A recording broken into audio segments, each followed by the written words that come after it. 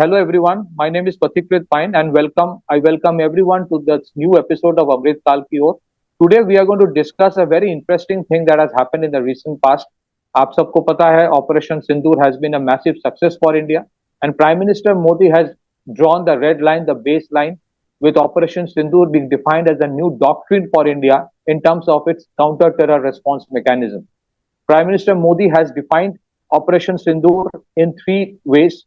He has stated that this is the new normal in terms of any time in future, wherever there is another terror attack, India would attack and retaliate in this specific manner. He has also made it very clear that there will be no tolerance for any kind of nuclear blackmail. And number three, Prime Minister Modi, with his decisive leadership, has made it very clear that henceforth there will be no distinction made between any terror group and the armed forces who back them. Especially this is in case of Pakistan. But I think Operation Sindoor is not just about Pakistan. Any country in future who attacks India will face this kind of retaliation. To discuss various aspects of this, we would discuss in a very exciting next 30 minutes what it means for India, what are the different dimensions of it, with somebody who needs no introduction. I welcome the director of Dr. Shyama Prasad Mukherjee Research Foundation, Mr. Vinay Singh. For us, he is our very favorite Vinay Dada. And Vinay ji is considered to be one of the finest minds of India on India's internal security issues. He has authored several very, very successful books on India's internal security. You can often see him in various television channels. And he has been one of the founding pillars of the success of India's internal security reform, and the academia coming up and discussing these things. Vinay ji, a warm welcome to you on this channel. So Vinay ji, मेरा पहला जो सवाल आपसे ये होगा कि आप इस चीज को कैसे देखते हैं कि ये जो एक काउंटर टेरर रिस्पांस मैकेनिज्म एक न्यू डॉक्ट्रिनल अप्रोच है, जिस तरह से एक डिसाइसिव टैक्टिकल सक्सेस इंडिया को मिला है by the performance of the Indian armed forces, demonstration of Atmanirbhar Bharat, and over and above everything the decisive leadership of Prime Minister Modi. Back to you, sir. Thank you, Pathikrit ji. मुझे लगता है कि ये जो एक ब्रीफ वॉर हुआ पाकिस्तान के साथ, तो India responded in two formats. One was the military format and one was its cultural format. तो कल्चरल फॉर्मेट का पहले डिस्कशन कहते हैं. कल्चरल फॉर्मेट में इंडिया ने यह बताया कि युद्ध में भी हमारे एथिक्स हैं, मोरल है, वैल्यूज हैं, और वैसी स्थिति में भी हम इन अपने वैल्यू सिस्टम को छोड़ते नहीं. तो हम कलयुग में लड़ाई लड़ रहे हैं, लेकिन हमने त्रेता का नियम पालन किया है. त्रेता का मतलब है कि जब भगवान राम रावण से लड़ रहे थे, तो हुम Ravan was targeting innocent women, innocent people. कोई साधु है, इनोसेंट यज्ञ कर रहा है, उसको टारगेट करते थे. पाकिस्तान एग्जैक्टली उसी स्थिति में था. और भारत ने त्रेता के जो युद्ध के नियम थे कि हम क्या कर रहे थे, हम उनके सिविलियन एरियाज में भी अगर हमको बॉम्बार्ड करना है, तो हम प्रिसाइज उस घर को लोकेट कर रहे थे जहां टेररिस्ट एक्टिविटीज जहां से चल रही थी, जो टेररिस्ट हाइडआउट्स थे.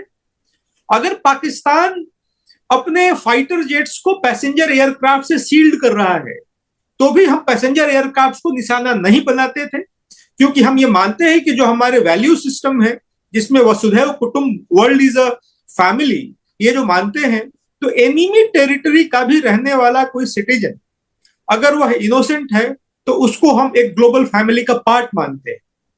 केवल एनिमी टेरिटरी में रहने से हम उसको दुश्मन नहीं मानते. While on the other hand, Pakistan ने पुलवामा में 27 इनोसेंट लोगों को मारा. बाकी भी जहां वो ड्रोन अटैक्स या मिसाइल अटैक्स जो टारगेट्स थे, वो सारे सिविलियन एरियाज थे. दूसरा, जो मिलिट्री फॉर्मेट में हमारा पाकिस्तान के साथ एक एंगेजमेंट हुआ, जो हम वॉर में गए, उसमें भी हमने उसको बताया कि हमारी कैपेबिलिटी क्या है. तो मुझे लगता है कि there are two messages from this war, this brief war we had. One is that Pakistan is bankrupt in moral values, in cultural values, in moral quotient and emotional quotient. दूसरा, मिलिट्री फॉर्मेट के माध्यम से जो engagement हो, उसमें हमने ये समझाया कि you are incapable for stand even for 10 days. जो मिलिट्री इंडिया है या जो इंडियन डिफेंस फोर्सेस हैं उनके सामने। तो the message were very clear cut message to Pakistan also and to the world community also. एक मुझे इंपॉर्टेंट बात लगती है, जिस टाइम में हम लोग अभी रह रहे हैं पथिकृत जी, उसमें पिछले 2-2.5 दशकों में देखेंगे या 3 दशकों में, 3 डेकेड्स में, तो something very crucial happened in Bamiyan in 2001। Bamiyan में भगवान बुद्ध की मूर्ति तोड़ी गई, 2 बुद्ध की बड़ी प्रतिमाएं तोड़ी गई, and it was a message to the world from Bamiyan that Buddha नहीं, युद्ध, no peace, war. That was a message from Bamiyan to the world, जब बुद्ध की प्रतिमा तोड़ी गई। प्राइम मिनिस्टर मोदी 1 साल पहले 2 देशों के कॉन्फ्लिक्ट चल रहे हैं अभी, उसमें उन्होंने एक टिप्पणी की कि दुनिया के लिए ये जो सदी है ये युद्ध की नहीं है, ये बुद्ध की। लेकिन फिर भी हमको एक ब्रीफ वॉर में जाना पड़ा, और मुझे लगता है कि हमने उसको रीडिफाइन किया है, या अपना जो बौद्धित्व है उसको हम नेक्स्ट लेवल पर ले गए हैं कि युद्ध में भी बुद्ध, कि अगर युद्ध थोप ही दिया गया तो युद्ध में रहते हुए भी आप बुद्धत्व का पालन कर सकते हैं। आप बिना अपने एथिक्स, मोरल्स और वैल्यूज को कॉम्प्रोमाइज किए बिना उनको डाइल्यूट किए बिना भी आप एनिमी को एक कल्चरल मिलिट्री फॉर्मेट में भी आप जवाब दे सकते हैं। मुझे लग रहा है कि ये जो पाकिस्तान और इंडिया के बीच अभी हुआ वो पूरी दुनिया के लिए इस फॉर्मेट का उदाहरण है, and this is the only format in the world कि कोई देश युद्ध में भी है और वह इन वैल्यूज को इतने बहुत संजीदगी से उसका पालन भी कर रहा हो। ये एकमात्र एग्जांपल है पूरी दुनिया के लिए। Do you think Vinay ji कि there is also a message for the rest of the world कि जिस तरह से एक टेररिज्म को सपोर्ट करने का एक मुहिम चलाया जा रहा है, इस लड़ाई को अगर आप देखेंगे तो इंडिया ने तो सिर्फ टेरर बेसिस को हिट किया था, और पाकिस्तान जो रिटेलिएट करने की कोशिश की थी, जिसको हमारे आर्म फोर्सेस ने पूरा इंटरसेप्ट कर लिया। लेकिन this was a war that Pakistan was fighting for terror, not against terror. उसके बावजूद हमने देखा है जैसे मल्टीलैटरल इंस्टीट्यूशन से उनको लोन दिया गया $1 बिलियन का, और कल शायद राजनाथ सिंह जी जो हमारे माननीय रक्षा मंत्री है, उन्होंने भी इसकी जिक्र किया। आपको लगता है कहीं पे there is a message for the rest of the world कि टेररिज्म जो है उसके ऊपर पिछले 10 साल से मोदी जी बोल रहे हैं यूनाइटेड नेशन में भी कि टेरर को डिफाइन करना है।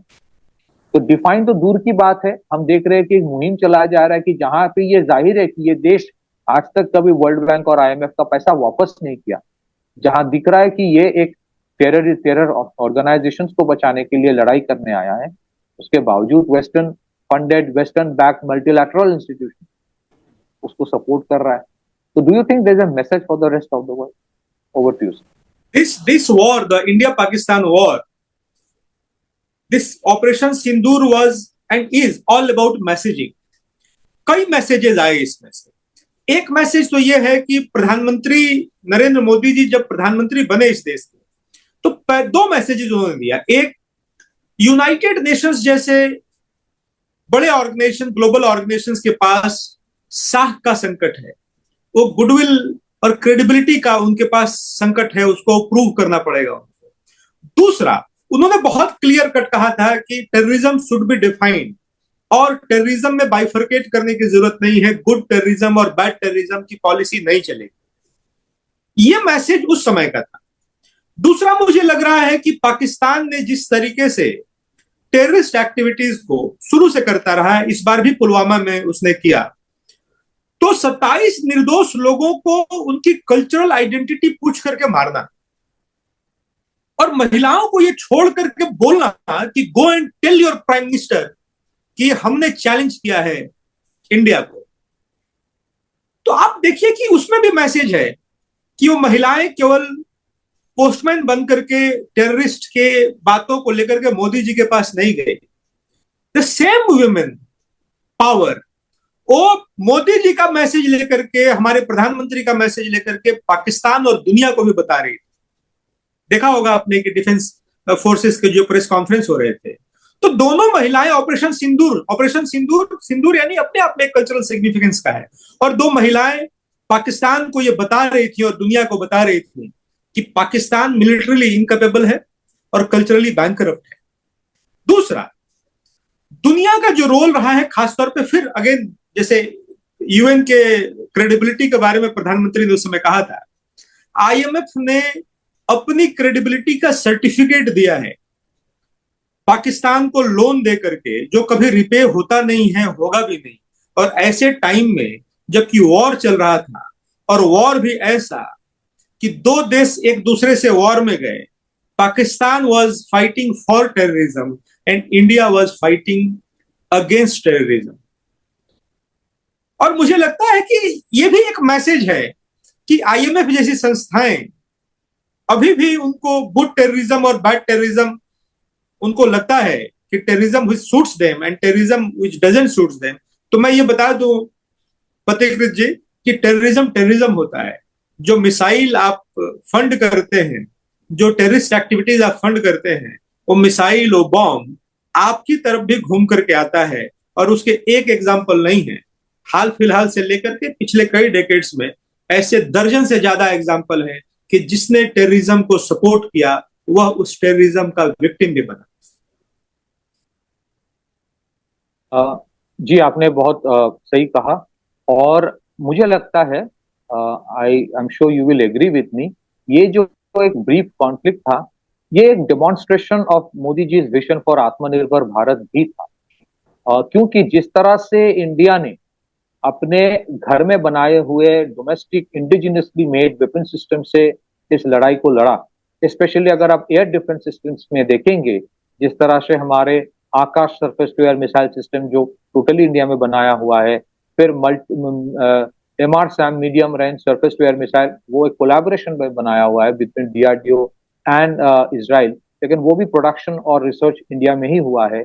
जिस तरह से जब हम बहुत सारे ऐसे वेपन सिस्टम्स है जो डीकमीशन होने वाला था, लेकिन इंडिया ने उसको अपग्रेड किया इंडिया में by Indian private sector companies. में एक उदाहरण लेता हूं, जब वो हम देख रहे थे कि उधर से ड्रोन आ रहा था, इस तरफ से ट्रेसर दिख रहा था, लाइट की तरह कुछ बुलेट्स जा रहा है, वो पहले सबको लगा कि वो मिसाइल से, लेकिन वो मिसाइल नहीं है, वो L-70 और L-60 और Zu-23 नाम के एंटी एयरक्राफ्ट गन्स थे।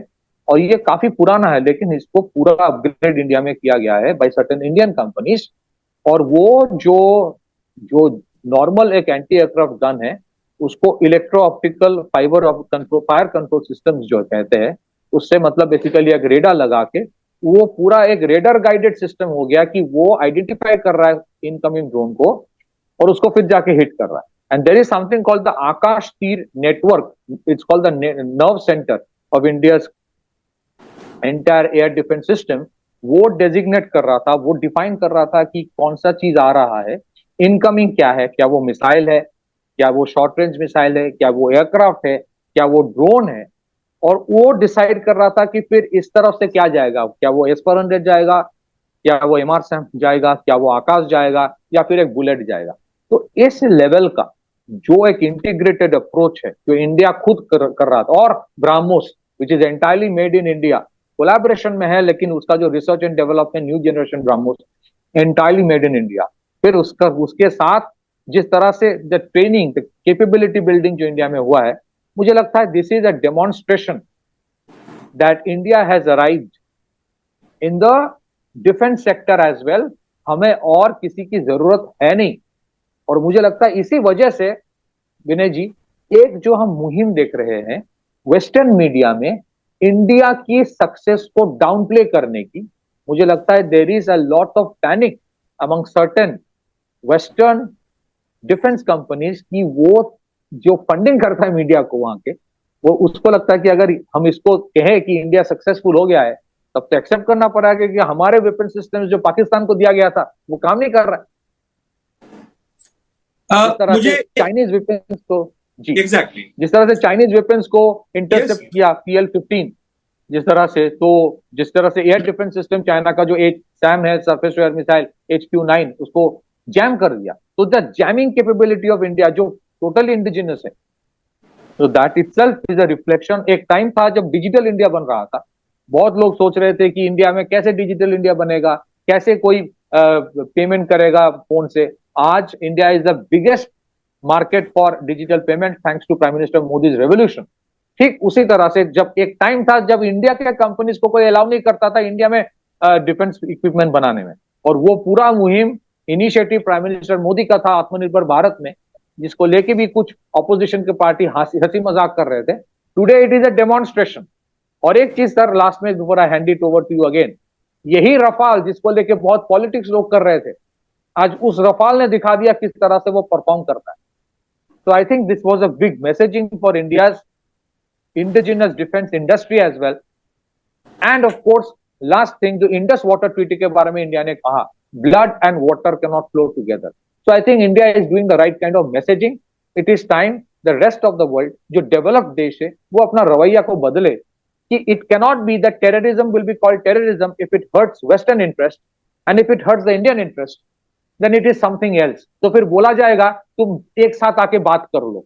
तो हम भी तो वेस्टर्न कंट्री को बोल सकते हैं कि आईएसआईएस के साथ बैठ के बात करके सुलझा दो, तुम क्यों ड्रोन मारते हो।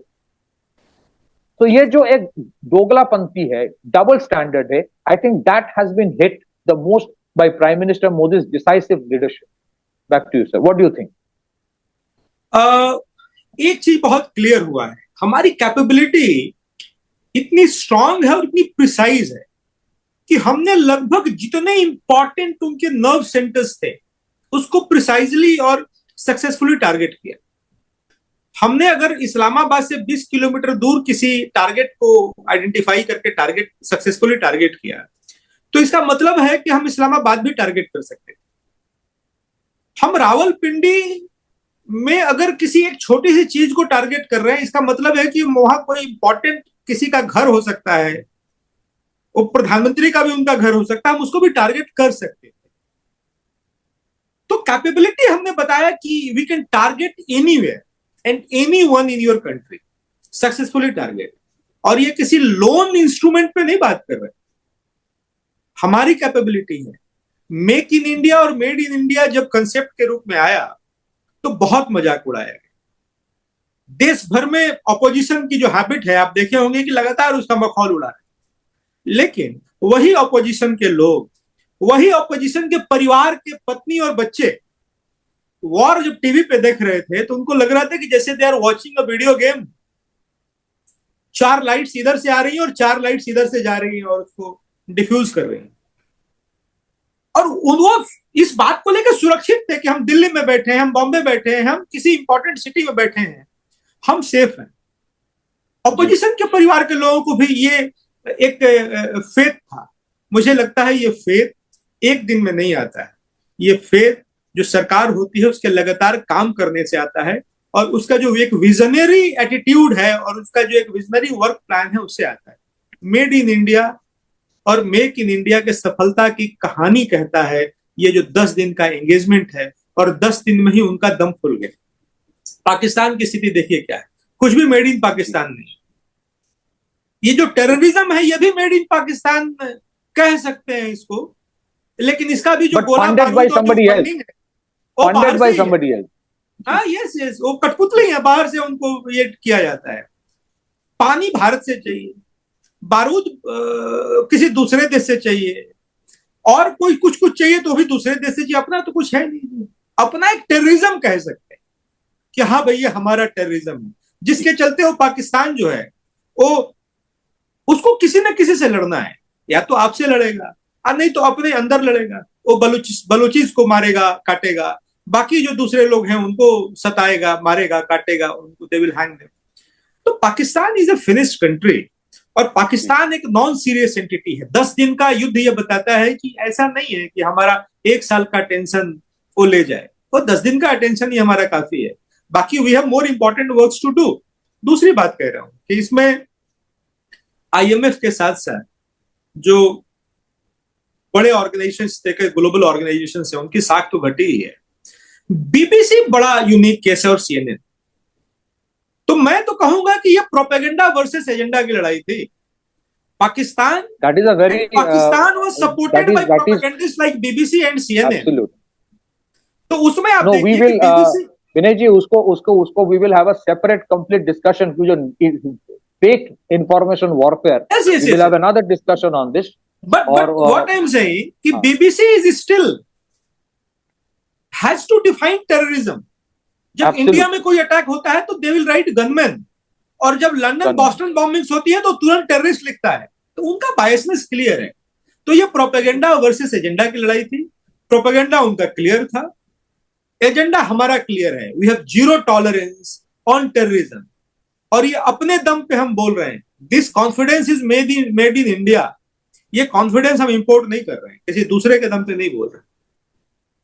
अंततः मैं इतना कहना चाहता हूं कि from loitering munitions to radars, from BrahMos to air defense system, most of those were made in India, and that was a demonstration of India's capability.